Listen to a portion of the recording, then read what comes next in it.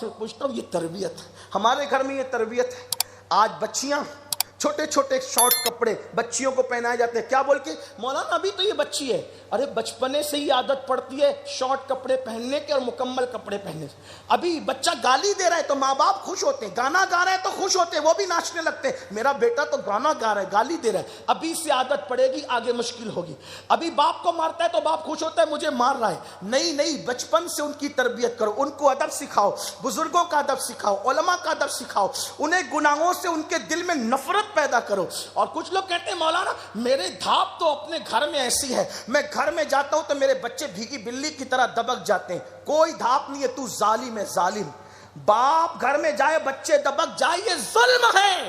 ارے بچوں کو انتظار کرنا چاہیے کہ میرے بابا آئیں گے تو اچھل کر گود میں جائیں گے، کبھی کندھوں پہ بیٹھیں گے، کبھی پیٹ پہ گریں گے، کبھی سینے پہ گریں گے۔ یاد رکھنا، جس گھر میں بچوں کو اور بچیوں کو پیار نہیں ملتا، بچے دوستوں کے میں پیار ڈھونڈنے کے لیے نکلتے ہیں، اور پھر ظالم دوست پیار دے کر کے پھر ان کو غلط راستے پہ ڈال دیتے ہیں۔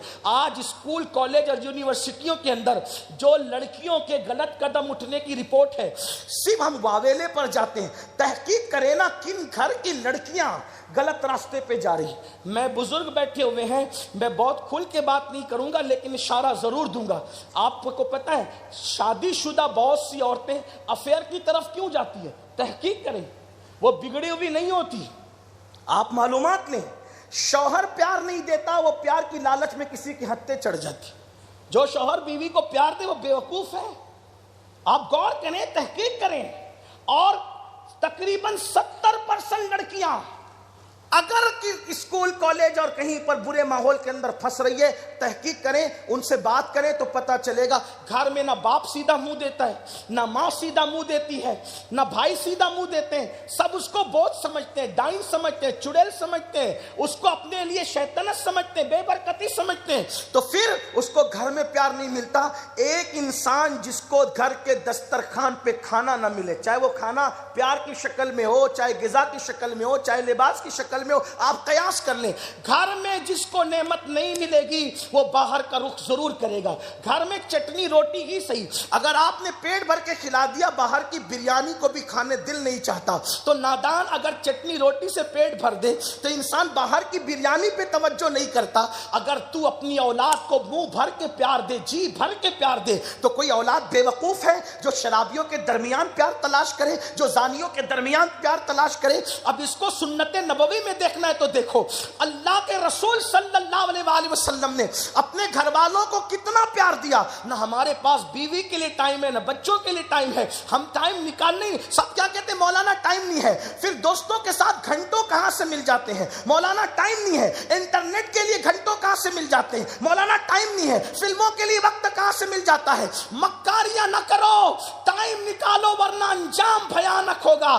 اللہ کے رسول اتنے مصروف ہونے کے بعد ایک وقت تو اللہ کے رسول نے اپنے گھر والوں کے لیے رکھا تھا، 3 حصوں میں ٹائم تقسیم تھا، عبادت کے لیے، دعوت و تبلیغ کے لیے، اور ایک اپنے اور اپنے گھر والوں کے لیے۔ اور اللہ کے رسول علیہ السلام پھر جب گھر والوں کو وقت دیتے تو پھر گھر میں ماحول کیسا ہوتا پتہ ہے؟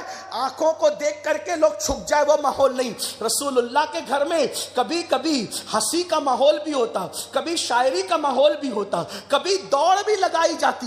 ام المومنین اماں عائشہ فرماتی ہیں ہم حضور علیہ السلام کے ساتھ سفر کرتے تھے تو حضور ہمارے ساتھ دوڑ لگایا کرتے تھے۔ اور بچوں کو کتنا پیار تھا آپ نے بار بار سنا ہے، لیکن آپ نے فضائل حسنین پہ سنا ہے، بچوں کی تربیت پر آپ نے کبھی اس کو غور نہیں کیا۔ نعرے تو اس پہ لگائے مگر عبرت کیا لی؟ دیکھو امام حسین کہہ رہے ہیں نانا آپ گھوڑے پہ بیٹھتے ہیں نا، آپ کی سواری ہے، مجھے بھی گھوڑا چاہیے۔ حضور علیہ السلام نے یہ سنا شہزادوں سے، یہ فضائل میں ضرور ہے لیکن اس سے کچھ لے تو لیجئے۔ امام علی مقام کہتے ہیں مجھے بھی سواری چاہیے، گھٹنے زمین پہ ٹیک دیے، ہاتھ زمین پہ رکھ دیے، لو حسین تمہاری سواری آ گئی۔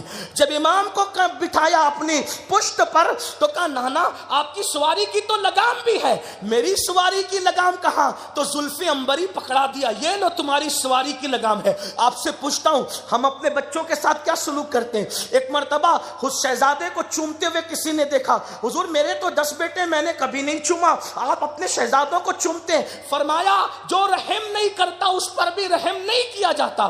حضرت سیدنا ابراہیم ابن محمد الرسول اللہ دیہات میں دائی کے پاس تھے دودھ پینے کے ایام میں، تو اللہ کے رسول ان سے ملنے کے لیے ایک دودھ پیتے شیرخوار شہزادے سے اپنے ملنے کے لیے دیہات کی حوالی تک جاتے تھے۔ ان کے گھر میں دھواں بھرا ہوا ہوتا تھا، چولہا جل رہا ہوتا تھا، اور حضور علیہ السلام وہاں بیٹھ کر ان سے پیار کر رہے ہوتے تھے۔ آپ سے پوچھنا چاہتا ہوں، آج تو ہم اپنے بچوں کو لیتے نہیں، کہتے نہیں یہ پیشاب کر دے گا، حالانکہ آج تو پیشاب سے بچنے بچانے کے بڑے انتظام ہے، حالانکہ آپ اس کو برا مت لیجئے گا۔ شہزادوں نے حضور علیہ السلام کے وجود ناف پہ پیشاب بھی فرمایا ہے۔ اس پہ سیاہ سکہ اٹھا کے دیکھ لیں۔ یہ بات ہم نہیں کرتے کہ لوگ غلط رنگ دیں گے اس کو، لیکن اتنا ضرور کہتا ہوں اولاد کے پیار کے باب میں آپ کو اس کو سوچنا۔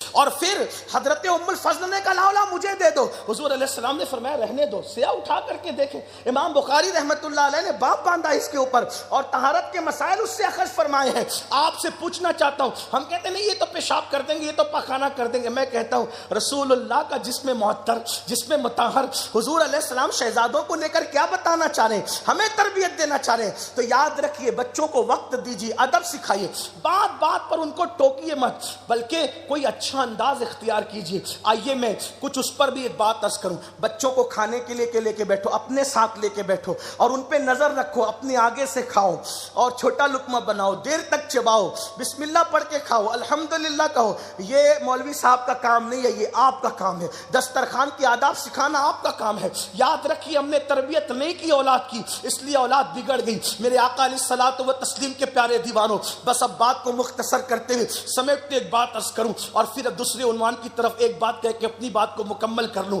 میں اگر چاہوں بھی گفتگو بڑھانے کے لیے تو فلائٹ کا ٹائم مجھے اجازت نہیں دیتا کہ میں گفتگو بڑھا سکوں، لیکن دو باتیں عرض کر کے اپنی بات پوری کروں۔ دیکھیے آپ کو بتاؤں، اگر بہنیں یہاں موجود ہیں تو ان سے بھی، اور نہیں موجود ہے تو آپ سے عرض کرنا چاہتا ہوں، ماں باپ جتنا بہترین انداز سے اولاد کی تربیت کر سکتے کوئی اور نہیں کر سکتا۔ اس کی وجہ مولانا صادق اگر کوئی بات کہیں گے، حضرت حافظ اکبر صاحب ازہری کوئی بات کہیں گے، آدمی اس میں شک کر سکتا ہے، ڈاؤٹ کر سکتا ہے صحیح ہے کہ غلط، لیکن اولاد کو جب ماں باپ کوئی بات کہتے ہیں پھر اس کو کوئی سیاہ سکہ کی دلیل نہیں چاہیے، پھر اس کو کوئی آیت کی دلیل نہیں چاہیے۔ ماں باپ سے اولاد اتنی عقیدت رکھتی ہے کہ جو ماں نے کہہ دیا وہ آخری بات، جو باپ نے کہہ دیا وہ اینڈ ہے۔ اور ایک بات یہ بھی یاد رکھنا، ماں باپ کا کہا ہوا آخری دم تک کے ذہن میں رہتا ہے، کیونکہ جب انسان بچہ ہوتا ہے نا، اس کا مرکز، محور اور مرکز عقیدت صرف ماں باپ ہوتے ہیں۔ یہ بھی سمجھ لیں کہ جتنا آپ کو ضرورت تھی بچپنے میں ماں باپ کی، آپ سوتے بھی تھے تو ماں باپ سے لپٹ کے زیادہ تر وقت ماں باپ کے ساتھ رہنا چاہتے تھے، تو جیسے آپ اپنے ماں باپ کے ساتھ بچپنے میں زیادہ رہنا چاہتے تھے، آپ کے بچے بھی آپ کے ساتھ ایسے ہی آپ کے قریب رہنا چاہتے ہیں۔ اور ہمیں بچوں کو قریب رکھنا چاہیے، کیونکہ بچپنے میں اگر ہم بچوں کو قریب نہیں رکھتے تو بچوں کو دور رہنے کی عادت پڑ جاتی ہے، پھر بڑھاپے میں ہمیں ضرورت پڑتی ہے اپنے بچوں کی کہ وہ قریب رہیں، تو ان کو بچپنے سے دور رہنے کی عادت پڑ گئی، اس لیے بچے پھر بوڑھے ماں باپ کے قریب نہیں آتے، اور پھر ماں باپ کہتے ہیں میرے پاس تو میرا بچہ بیٹھتا ہی نہیں۔ کیوں بیٹھے گا بھائی؟ تو نے تو بچپنے سے اس کو دور رکھا ہے۔ اپنے بچوں کو دور رکھنے کی غلطی مت کیجیے، اپنے بچوں کو اپنے سے دور مت رکھیے۔ بہترین دوست تو آپ اپنے بچوں کے خود بنیے، آپ کے بچے ہر بات آپ سے شیئر کر سکیں، آپ کے بچے ہر بات آپ سے پوچھ سکیں، اتنا دوستی کا ماحول رکھیے۔ کچھ ٹائم ایسا نکالیے جو صرف بچوں کے لیے ہو اور کسی کے لیے نہ ہو، کچھ وقت ایسا نکالیے جو ان کے ساتھ ہو، ان کے ساتھ کھیلیے، ان کے ساتھ کودیے، ان کے ساتھ سیر کیجیے، ان کے ساتھ تفریح کیجیے، اس لیے کہ یہ اللہ کے رسول کی سنت ہے۔ دوستوں کے ساتھ جاتے ہو کبھی بچوں کے ساتھ بھی جاؤ، دوستوں کے ساتھ کھیلتے ہو کبھی بچوں کے ساتھ بھی کھیلو۔ فری ماحول ہوگا، اس ماحول کے اندر بچے اپنے ہر دل کی بات آپ سے رکھ سکیں گے۔ اللہ اکبر، کیا ماحول ہوگا رسول اللہ کے گھر کا، ایسا فری ماحول کہ اس میں بیٹی باپ سے پوچھتی ہے بابا سب سے پہلے جنت میں کون جائے گا۔ یہ ماحول کتنا فری تھا کہ شہزادی بابا سے پوچھ رہی سب سے پہلے جنت میں کون جائے گا۔ یہاں تو حال یہ بچے بات کرنے ڈرتے ہیں، بچے سوچتے ہیں کہ اگر ہم نے پوچھ لیا تو قیامت نہ آ جائے۔ اس لیے میری گزارش ہے اپنے بچوں کے اچھے دوست بنیے، اور آپ سے ایک بات کہتا ہوں، اچھے دوست بن کے بچوں کو خود ہی بگاڑ دو گے۔ کیوں؟ کیونکہ تم شراب پیتے ہو تو اس نے نہیں پینا، بلکہ وہ 2 قدم آگے بڑھے گا، یاد رکھنا۔ اگر اپنے بچوں کو سنوارنا ہے تو پہلے گناہوں سے خود توبہ کیجیے، جھوٹ سے خود توبہ کیجیے۔ گھر میں بیٹھ کے بیڑی پیتے سگریٹ پیتے رہو گے، بولے کہ جا نماز پڑھ کے، کل مولانا کی تقریر سنی نا بچوں کی تربیت، جا نماز۔ جب باپ گھر میں بیٹھے گا تو بیٹا کب نماز پڑھنے جائے گا؟ آپ جو بھی کام کریں گے آپ کے بچے اس سے 2 قدم آگے کریں گے۔ اچھا کرو گے تو بھی 2 قدم آگے جائیں گے، برا کریں گے تو بھی 2 قدم آگے جائیں گے۔ مولا کائنات سیدنا علی مرتضیٰ کرم اللہ تعالی وجہہ الکریم نے فرمایا جتنی تعلیم تمہارے ماں باپ نے تم کو دی ہے اس سے بڑھ کر تعلیم تم اپنی اولاد کو دینا، کیونکہ تمہارے زمانے سے تمہاری اولاد کا زمانہ تیز رفتار زمانہ ہوگا۔ یہ آپ نے اشارہ دیا تھا۔ تو ہم جو کچھ کریں گے، اگر آپ کانوں میں ایئر فون لگا کے گانے سن رہے ہیں، سمجھنا آپ کا بیٹا کیا سنے گا۔ آپ اگر فلم دیکھ رہے ہیں تو آپ کا بیٹا کیا دیکھے گا اس کا اندازہ آپ نہیں کر سکتے۔